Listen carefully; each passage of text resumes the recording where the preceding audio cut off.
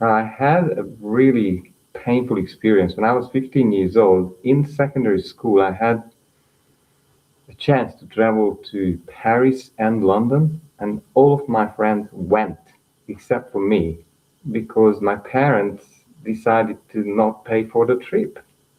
And that was when probably I've lost my self-worth. I decided I did not deserve it, and probably I'm not good enough. Uh, but they told me they don't have money for this, but I taken this so seriously that at that point I decided, okay, I am not ever going to ask for permission. I'm going to travel the world on my own, which I did in 70 countries on 5 continents.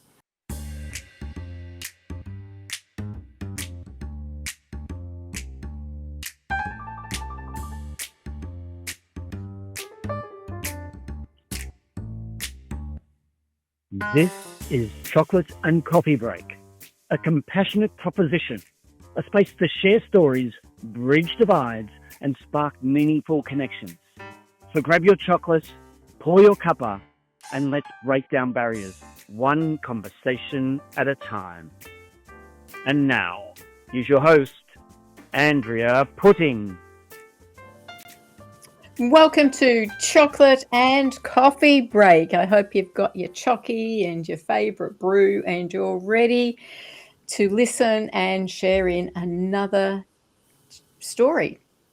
So today, sometimes life takes us through many different chapters. Some chapters stretch us, some challenge us, and some help us understand ourselves in ways we never expected. My guest today has lived through many seasons of change across different places and experiences, and those chapters have given him a thoughtful perspective on belonging, resilience, and finding a way through life when things don't always go to plan.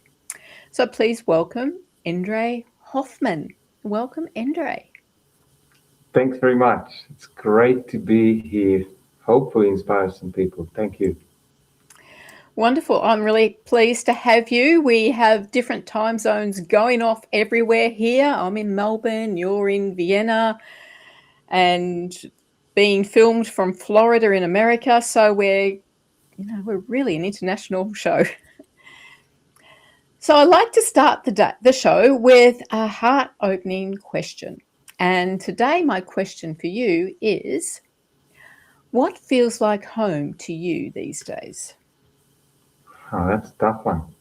I feel I'm an earthling, so I can feel at home in beautiful Australia, also in New Zealand, but most of my life I've lived in Europe. So what a powerful question, and you really got me there. I am calling myself European, yet I yearn for the vast spaces of Australia and New Zealand. So there you go. If that's an answer. Yeah, so I'd like to explore today your experiences. You have moved into different places and different um, time zones. I was going to say, he says different time zones, but different countries, and found different experiences wherever you have gone. So I'd love to explore a bit about that, about uh, what is what is it that has shaped you most with moving around? I had a really painful experience when I was 15 years old. In secondary school, I had a chance to travel to Paris and London, and all of my friends went except for me because my parents decided to not pay for the trip. And that was when probably I've lost my self-worth. I decided I did not deserve it, and probably I'm not good enough. Uh, but they told me they don't have money for this, but I taken this so seriously that at that point I decided, okay, I am not ever going to ask for permission. I'm going to travel the world on my own, which I did in 70 countries on 5 continents. But But with all that criticism from my father, the first country was Ireland. I wanted to test and try, see if it works for me to live away from home. And it went so well. The next one was New Zealand for 7 years. It was a difficult one for me to fit in. Probably I had my own confidence, lack of confidence issues, and inferiority complex, and not the level of English that I could speak. And then came another 4 years in Europe and 12 years in Australia with two children at the end. That was the journey so far. And now, the first time I have not escaped and run away from myself, this was the last conscious move back to Europe for a while to be closer to my mom, who is growing old, because we did lose three grandparents through COVID and the years while we had been away. Yes, and I understand that's an important thing to be near your parents at that time. So what have different places taught you about yourself?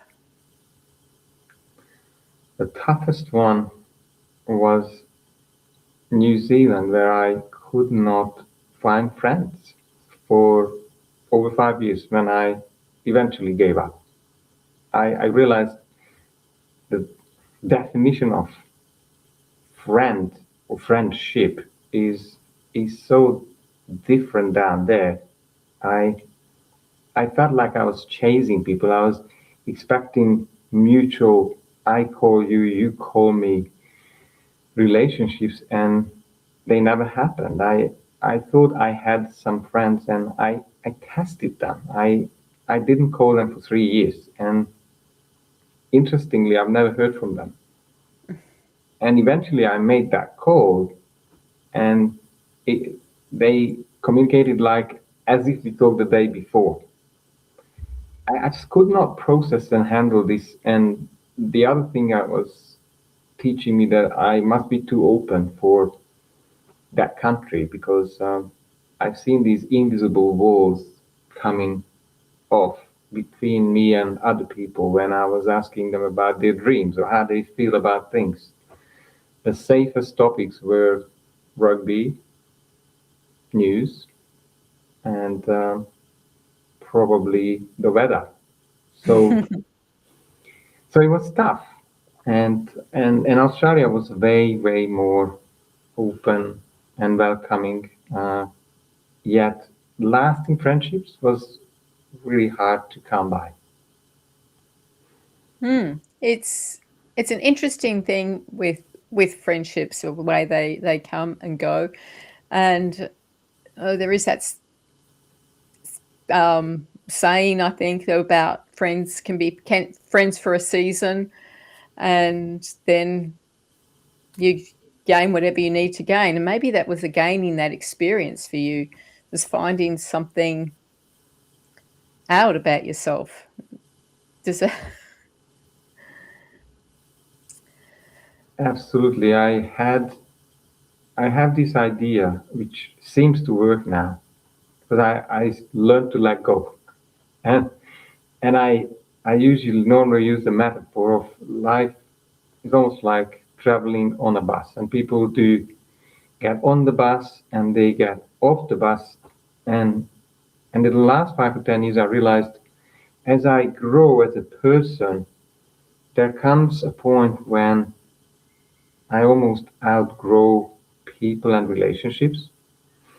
This was really difficult to understand. Yet, since I've been helping other people to grow and evolve and let go of their limiting ideas and beliefs, negative emotions, they go through the same experience.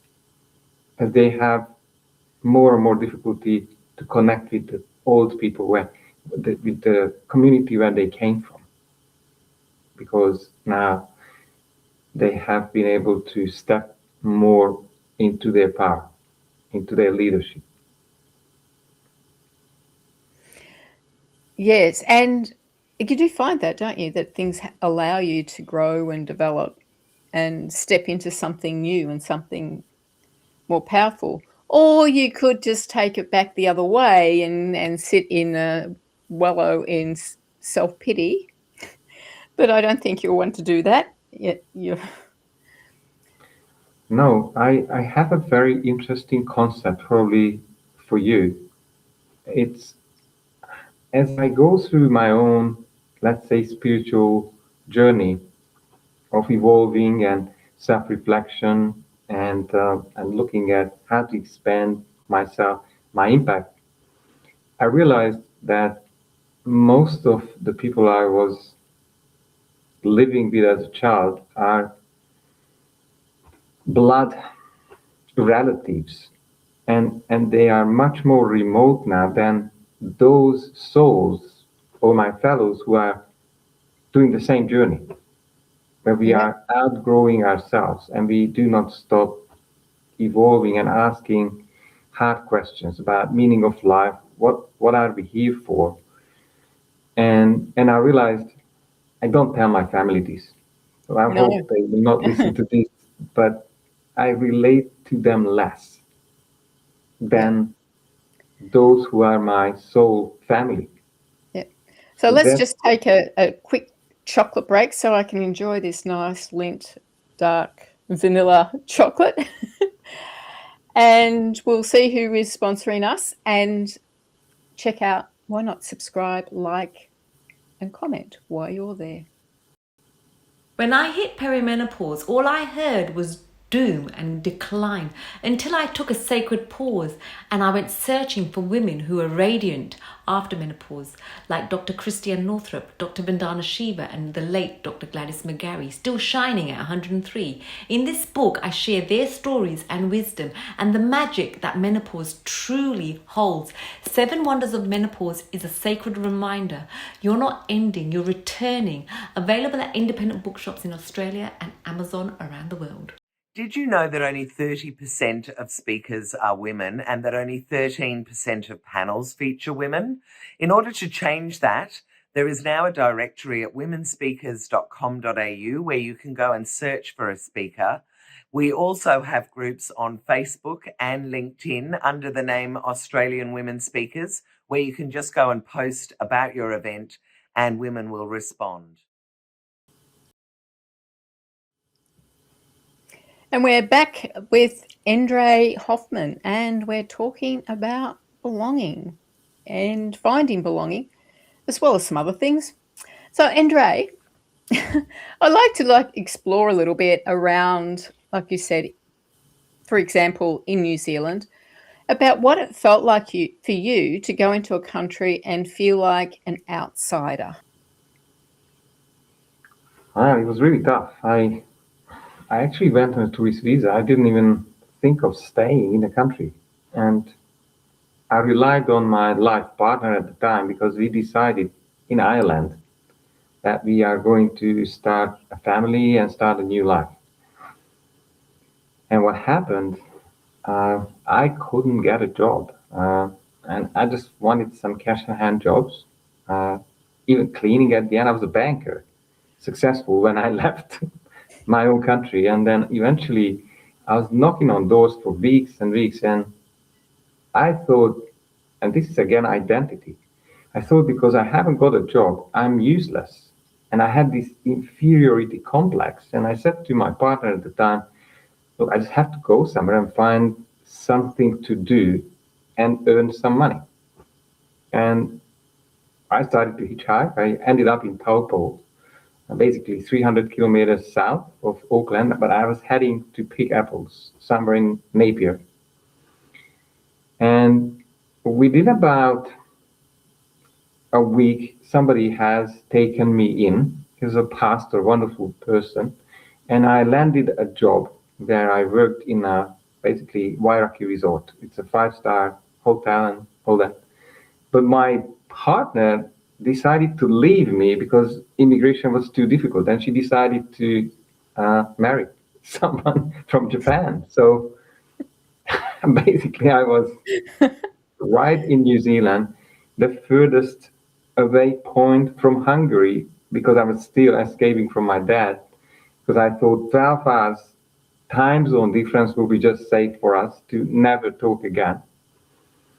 And then I was there on my own. And that was probably the toughest part of my life, finding out that I had to start my life again on my own with that I had 3 or 4 month visa to stay in the country. And then, well, I was told the reverse news. When I went to see immigration lawyers, they said to me, well, pack up and leave because you haven't got a chance. So I have found ways legally to stay in the country and build a life. But it was excruciating. I started to work for Super Shuttle. I'm not too sure if you're familiar. These are these 11-seater vans from airport to several Yep. drop-off points. And I didn't even know the city. It was the time when I had a map on my lap and I was praying for a red light. Because I needed that break to not mess up the route to the airport or back. And I was expected to talk to these clients, and I had the radio, the two-way radio on, and the diesel engine. It was probably the most stressful days ever in my life. And even get to the accent, the Kiwi accent.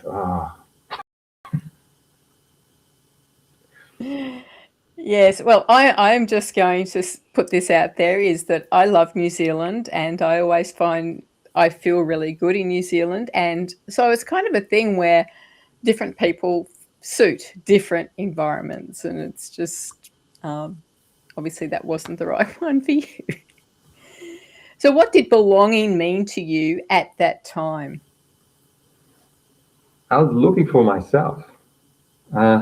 Firstly, I wanted to belong to me, at least have a sense of peace, a sense of making peace with me and the world. But at that time, I was still quite arrogant.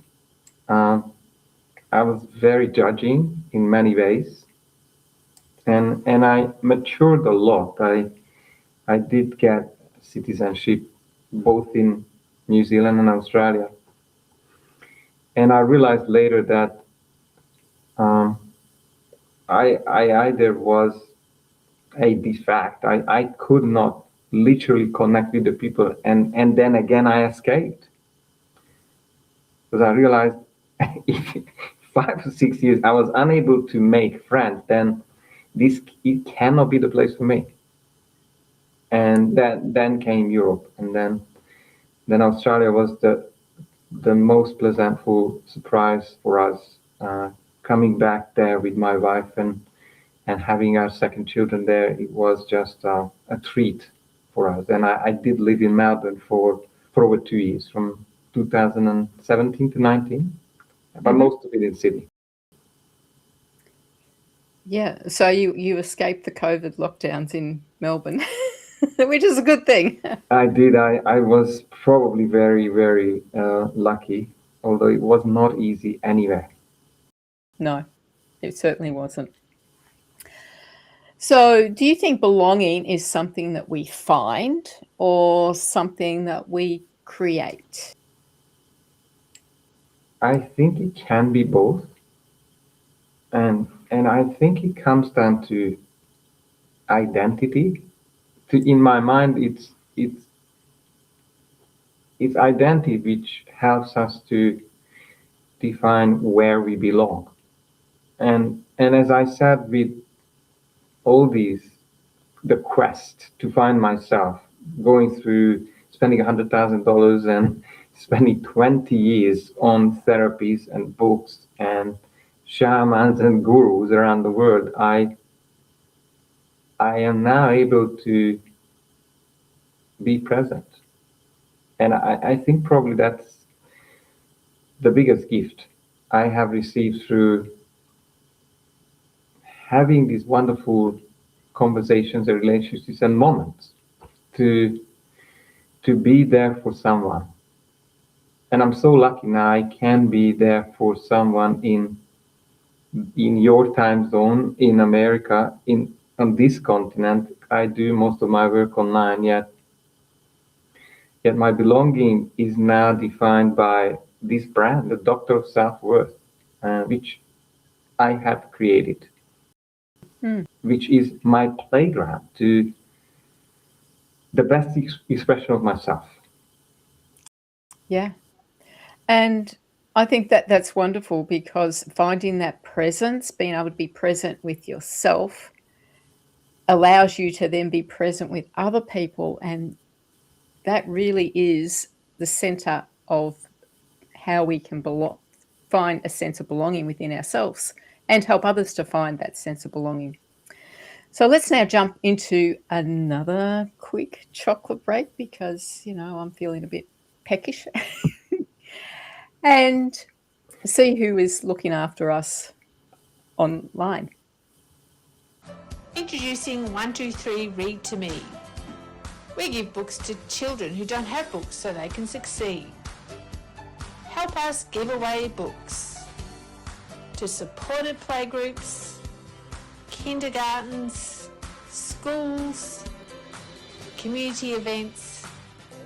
Come and sort books. Donate money. $5 equals one book in the hand of a child. Because just one book a day creates clever, kind and confident kids. 123 Read to Me. If this interests you, let's talk. You've ticked the boxes: career, commitments, calendar that's more packed than your pantry, but something's still missing. In Compassionate Purpose, Andrea Putting invites you to stop chasing busy and start living with intention. This book is about real fulfillment through small acts of compassion, purpose-driven service, and meaning that lasts. No pressure, no perfection, just purpose with heart. Compassionate Purpose, Discovering a Life of Fulfillment. Search for Andrea Putting on Amazon. So we're here today with Endre Hoffman, and I'd like to explore some more on how we find ourselves in belonging. And because often it's only after we've lived through a few things we begin to see life differently and understand what really matters. So what matters more to you now than it once did, Endre? Life purpose. Through this journey, I have become very clear. And one thing that was quite tangible, I told my wife, I'm not too sure if you can see, I have these branded t-shirts, and I told my wife to throw all of the other shirts out. I'm not promoting anyone, Adidas or Nike anymore. I'm done. But most importantly, I've been able to get clear about how and with whom I want to spend my time. And I simplified it to the level of, okay, I either will spend time with family and with those few friends I have. I will spend time with people who decided to make a change and transform their lives. Or I will share a message. Thank you very much, Andrea. I'm here to do that. Or I will spend time being inspired by other people who are well ahead of me, and I can follow how their success or their path. And the rest is just my wife. That's how you call yourself the Doctor of Self-Worth. Why is self-worth such a vital thing? Why is it, I should actually go back and say, why is it lacking so much in people? I think because schools are definitely not empowering at all. And most people wouldn't have, well, the perfect parents. As we all know, there has been a lot of things happening to people through life, especially in childhood. And usually what I find is those traumas, those emotional blocks, unresolved events are still controlling their lives at the age of 30, 40, or 50. So when I realized I had exactly the same case, but it took me 42 years to have someone to say, hey, this is your problem. I don't want to take your money. I don't want to take your time, because that has been happening before. then I knew this is so powerful to finally connect the dots of how one was going in circles and circles and circles again. That if I can make that change in someone's life to make up the learning and realizations, then they can take charge in finding out who they are, probably where they belong, and then make sense out of that most of the time quite painful and struggling journey to then use the time for themselves to really make a difference, to contribute as much as they can, and obviously from their best version, which is my first goal, is to then unlock their, let's say, potential to set themselves up to a life on their terms, which means however they want to live, and then set their prices as an expert in teaching and helping businesses, people, planet, flora, and fauna to serve and to enjoy the journey. Well, I agree with you. I find that if our self-worth is very much wrapped up in feeling like we are contributing, that we are making a difference in some way, that our life has to matter to somebody else. But first it has to matter to us. But then once we can get that self-worth, we start to contribute. It makes a big difference. But what would you say to someone who's feeling lost right now? I did simplify in 5 steps really what could be the ideal next step, and I like to simplify things. So 1, define what the problem is. Look for someone who has resolved that problem. Then find out if that one or someone else who have solved the exact problem, who is taking others through from problem to solution. And if they are out there to help others, check out whether they have consistent results and then sign up and follow him. And if it's not working, try to get your money back and move on to the next one. And please don't spend years on things that do not work. I think that's the easiest and fastest formula to get a mentor, coach, therapist, whatever you need to make a change and feel that change in yourself. And never ever doubt that there is a possibility of change for you, because Yes. there is. Yes, and there is always a possibility, and I'd like people to remember that there is such a possibility for them to find that purpose and that sense of worth within themselves. So every week we have our Brew the Change challenge. So this week it is to help create a sense of belonging for someone.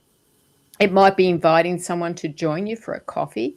It might be including the person who often gets left out, and you can see those. You can notice who they are. It might be starting a conversation with someone who seems on the edge of things. So it doesn't have to be dramatic, just one small moment where someone feels welcome. Because belonging doesn't always come from big gestures. Quite often it starts with someone making a little space. So that's this week's Brew the Change. And Endre, I'd love for you to share how people can find out more about self-worth with you. The easiest is just to visit my website. It's www.doctorofselfworth.com. That's DOCTOROF selfworth.com, just in one block. And if you punch in the hashtag Doctor of Self-Worth into your search bar, probably you will find yourself on one of my social media pages, and then follow, engage, ask questions, and hopefully the pages will serve me and maybe me too. Yes, so that makes it easy to find when you have something unique with that doctor of self-worth, and I really love that little saying. So, Endre, thank you so much for sharing part of your story and your reflections with us today. And thank you to everyone for joining us with a chocolate and coffee break. So, until next time, keep sharing stories, keep making space for one another, keep brewing change, and always let love be the loudest voice.